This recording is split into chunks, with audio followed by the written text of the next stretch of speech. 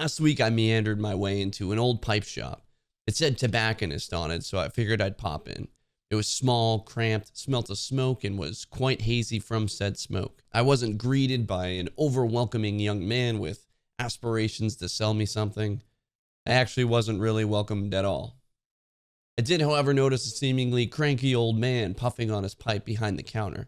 As he took several phone calls and wrote diligently on a pad of notes, he eventually looked up and just put it bluntly, "What do you want?" It was awesome.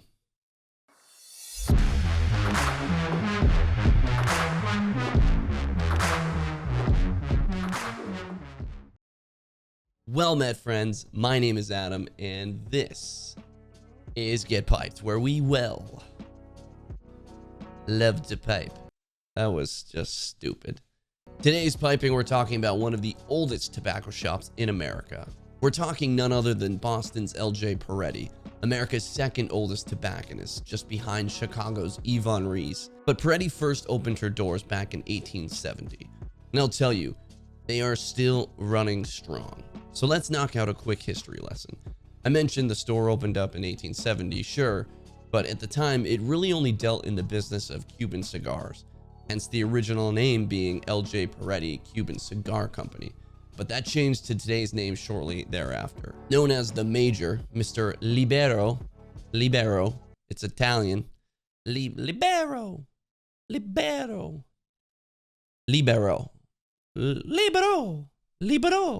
That's gonna piss off all my Italian viewers. I'm sorry.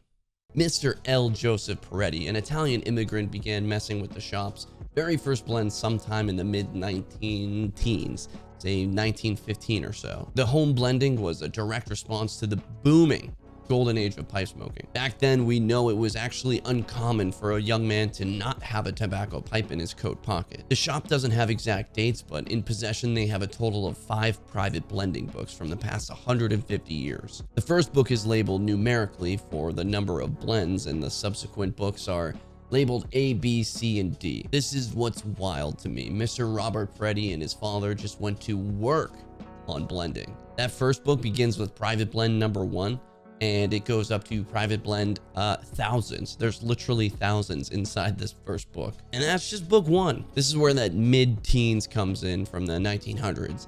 The earliest blend that they can legibly read was dated for April of 1915. So I'd argue they might be a little bit modest here. Who knows what blends were made that were written down but illegible, or maybe they were written down on a scrap piece of paper.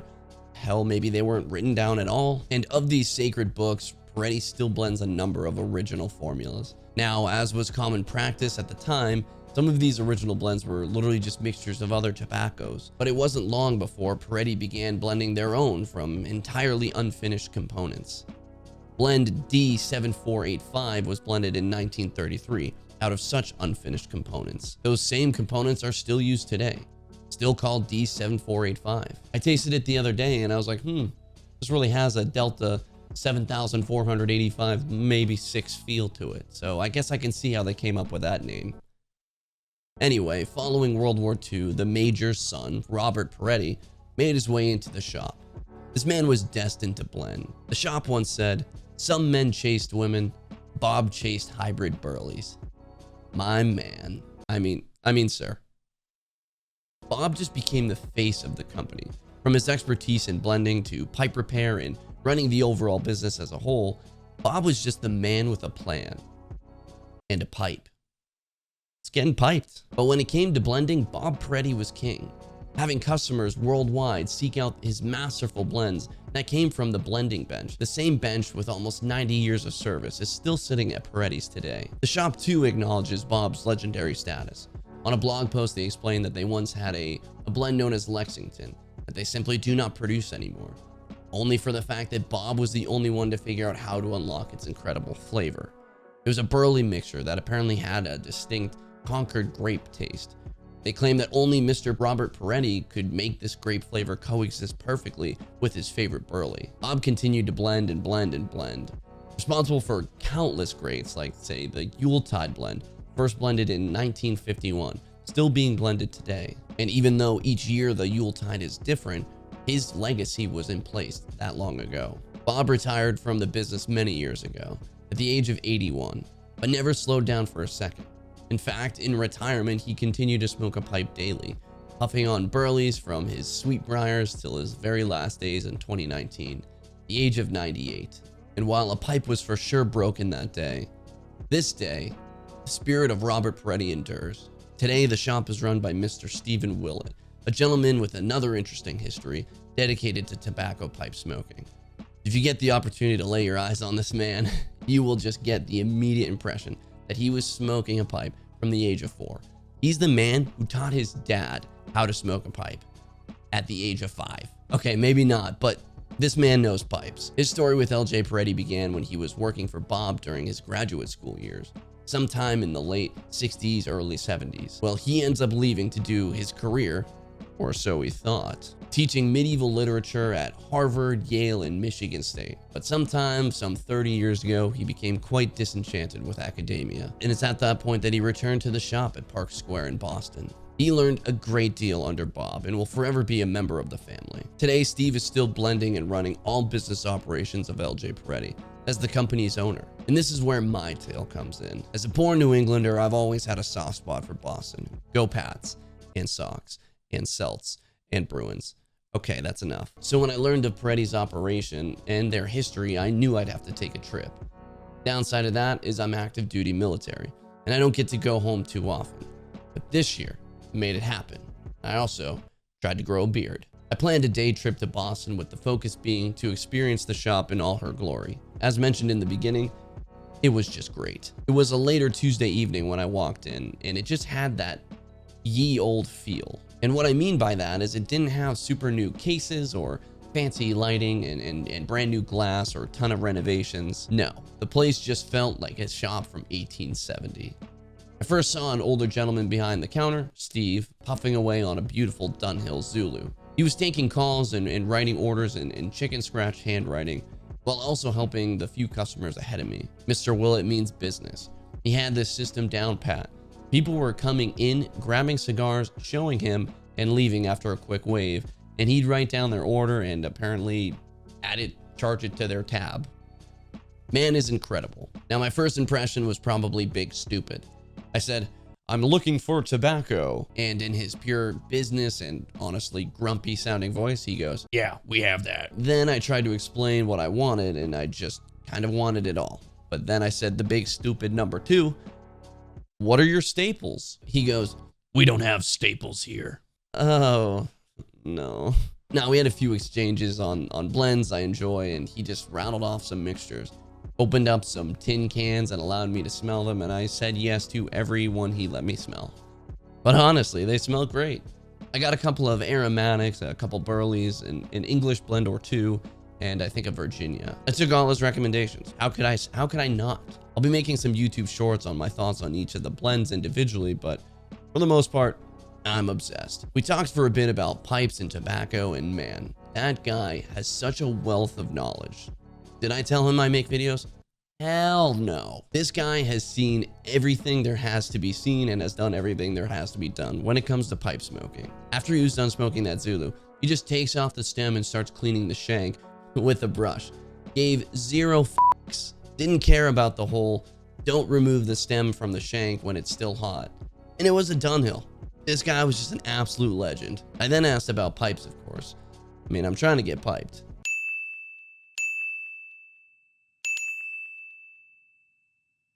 Why are you still here?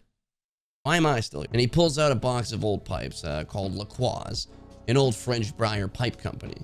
Hands me one in the exact shape and size that I described, and he says, "That's a 50-year-old carved pipe out of a 150-year-old briar. With that grain, I'd charge anybody $120. You said you're Army, right? I was 45. Yes, of course I took it and smoked it on the way out of the shop. Now, not trying to get myself in trouble, but I did want to take a look at the Peretti specific pipes. LJ Peretti from Bob Peretti and on has had a number of hand-carved pipes, starting with Bob, who would literally carve them in the front of the store, until Bob one day went on vacation and Steve put all the tools in the basement while he was out for the week. Still there in the basement today. So I asked him, and he recommended an Artisan pipe from either Nick Johnson or Nick's former apprentice, Todd Brugman. I went over to the shelf and pulled out one of each, and then I showed Steve and I said, "What are your thoughts?" Then he said, "Well, let's ask Todd." Guy then shouts, "Todd, get up here. A gentleman wants to talk to you about your pipes." And I was like, do I? Todd runs up from apparently the basement where he was working on either a new pipe or maybe repairing some Bostonian's broken pipe. And we get chatting about the pipe. And he was like, "Oh yeah, I loved making that one. I can throw your initials in it too if you decide to go with it." And dude, of course I went with it. I look at Steve and he just smiles and shakes his head. He says, "You can't get that anywhere else." And it was incredible. An incredible experience, because he's right, you can't get that anywhere else. While Todd worked on that in the basement, Steve and I talked a little bit more. For a guy who sounds old and cranky, he's an absolute sweetheart. For a Bostonian, he's quoted boasting about his shop saying, "We're old, arrogant, and snobby. The usual Boston institution." Or in response to Boston anti-smoke laws, "People will do what they want. We all die of something." And my favorite, when I asked him about topics of legal contention regarding pipe smoking in the future, he goes, "What are they going to tell me? No?" Gosh, I love that man. No chance he watches this, but that's all right. I just want to say thank you, Steve, for a wonderful experience. Definitely made my military leave worth it. Now I have a ton of tobacco to go through while I'm at my next training rotation this month of January. I won't be smoking my Todd, unfortunately, because I couldn't possibly cope with any potential damage or loss. But Todd, if you happen to get on and see this, thank you so much. It really means the world to me. I can't wait to see other work you have coming in the future. I've linked socials to LJ Peretti as well as their site, and I've also included Todd's Instagram as well. Look forward to those Get Pipe shorts where here on YouTube, I'll give you my thoughts on the different individual blends I picked up. You can also follow me on my Instagram at get_piped, and you can join the Get Piped community Discord, which will be below. Finally, the Get Piped podcast is live on all major platforms, so go on and give that a shot. Light up a pipe and we'll chat about pipes and tobacco again, audibly. Cheers, everyone. I really appreciate it. Please subscribe if you haven't already. You have just been piped. And until the next piping,